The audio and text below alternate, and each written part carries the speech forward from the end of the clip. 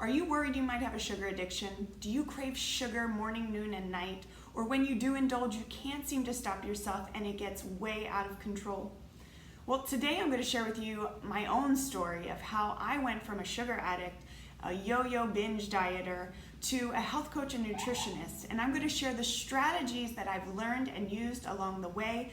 And now when the cravings strike, I know how to handle it. And when I do feel myself on that slippery slope, I quickly know how to regain control using the strategies that I'm about to share.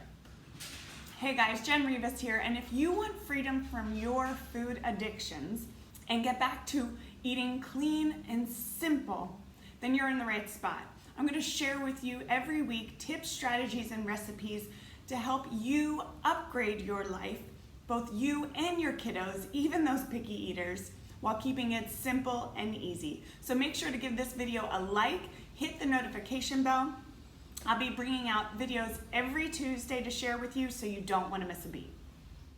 As a recovering sugar addict, when I start to eat chocolate at breakfast or I start to crave whipped cream in my coffee, I know that I am definitely on a slippery slope and I need to pull myself back in. Yes, even as a health coach and nutritionist, I still fall victim to my sugar cravings. This is especially true around the holidays. Now, if I go and visit family and I'm indulging and it's, a few days go by and then a week and then 2 weeks and then I find myself craving sugar morning, noon, and night. Then I know I have to do something to pull myself out of the quicksand before it gets too late. Now, the only benefit of knowing what I know now is that I can quickly identify where things are heading. Using my learned skills, tricks, and strategies, I'm able to do that pretty quickly. But don't worry, because I am going to share them all with you today. You see, I developed a love for sugar early on in childhood. My mom had 5 children, and God bless her, she was many wonderful things, but a cook was not one of them. And so she often relied on processed convenience foods and, quick sugary treats. I mean, it was so bad, guys, that I remember eating the fruit concentrate out of those frozen logs. I mean, I think they still make them, I don't know, but I literally would take a spoon to it and eat it as if it were like a slushie or an icy. I also vividly remember those sheet cakes, you'd get at the grocery store. Well, you could have the cake. I would sit there and eat the icing off of it, literally until I made myself sick. There was a time in my 20s on one of my crazy yo-yo diet phases where I had restricted my carbs down to nothing.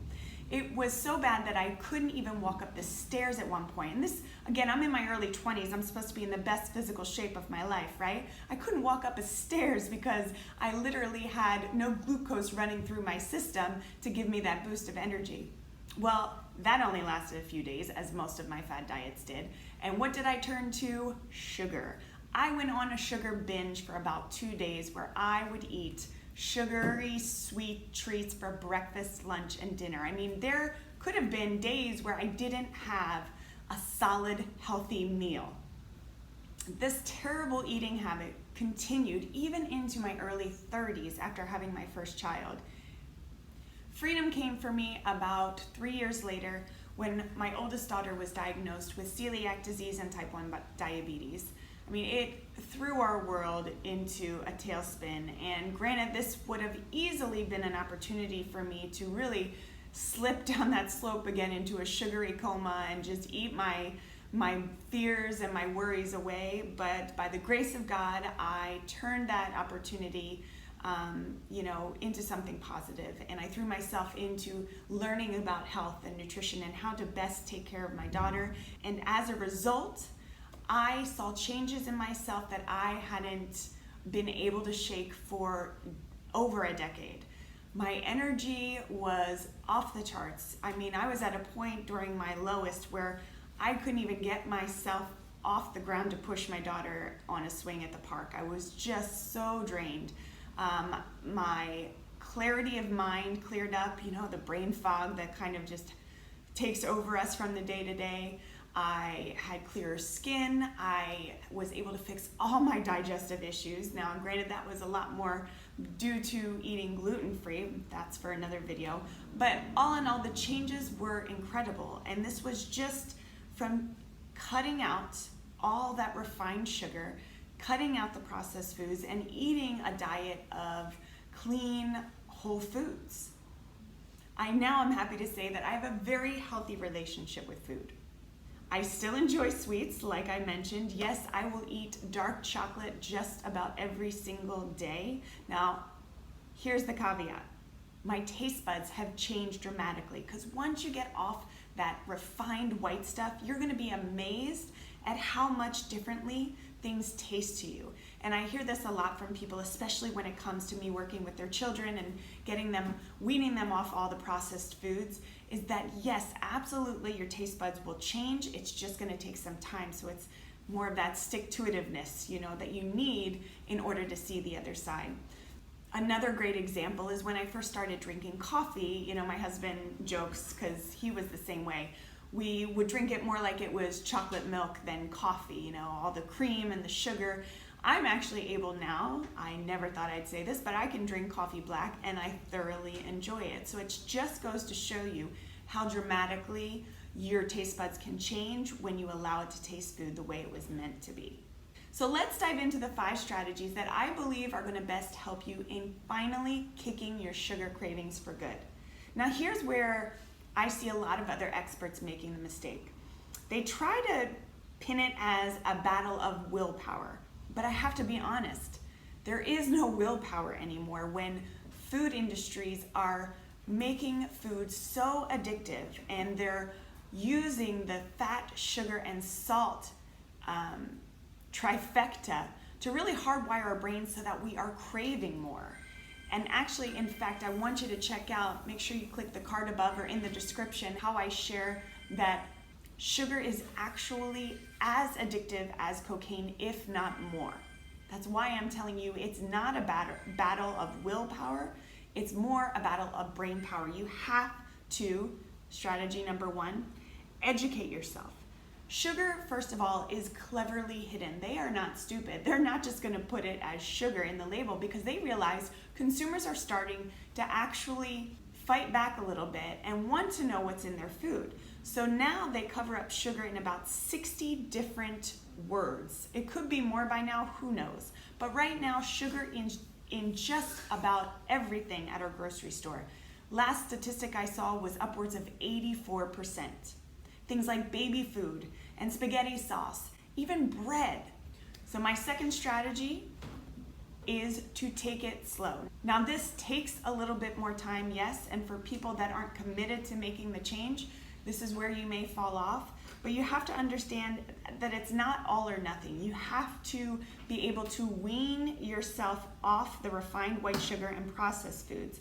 Now, when working with clients, I go through this process pretty extensively with them, especially when we're dealing with kids and we're really trying to wean them off of the refined sugars. But it's little steps, like maybe you say that for dinner, we will no longer be having juice or soda with dinner, it will be water.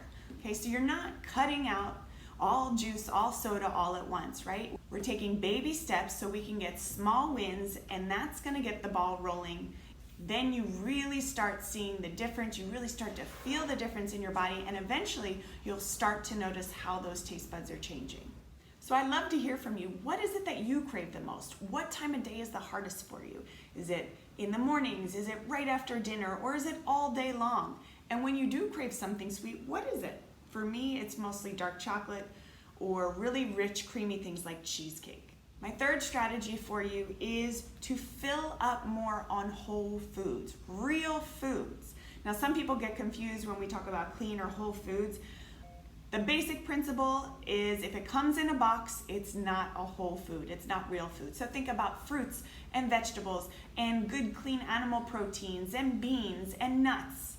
The more you can fill up on fiber, good protein, and healthy fat, things like avocado or a good healthy olive oil in your salad dressing, those things will help to satisfy you, and it also helps to curb your sugar cravings. My fourth strategy for you, and I have to do this honestly quite frequently, is to distract yourself. And this is when we get into kind of figuring out what triggers us. Is it boredom? Is it emotion? Is it a social thing where when you hang out with certain people, you notice that you're eating a certain type of food? Whatever those triggers are, it's good to distract yourself when you start to get in that place of craving. So a distraction could be you get up and you literally force yourself to go take a walk. Maybe you grab a book and you read a book. Maybe you drink a full glass of water, or just go outside, period. Be in nature, play with your kids, turn on your favorite song and dance. I love this one, and you will be amazed at the energy boost you feel after this. You will be surprised when you're able to distract yourself, even for just a few minutes. You'll start to notice those cravings will fizzle away. And my fifth strategy, and it is so important, find an accountability partner or work with someone like myself, a coach, who can help hold you accountable to your goals. Because like I said, as a recovering addict, I know firsthand how strong these cravings can be and how easily we can slip back down that slippery slope of our cravings. Check out these videos next on some even more ideas on how you can keep you and your family healthy. And if you like this video, please make sure to hit the like button. Don't forget to subscribe, hit that notification bell, and share it with your friends. From one sugar addict to the other. Thank you. I will see you next week.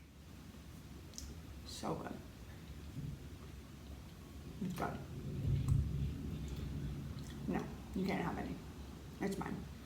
No, can I get another one? No. I had a good lunch. Absolutely not. But I had a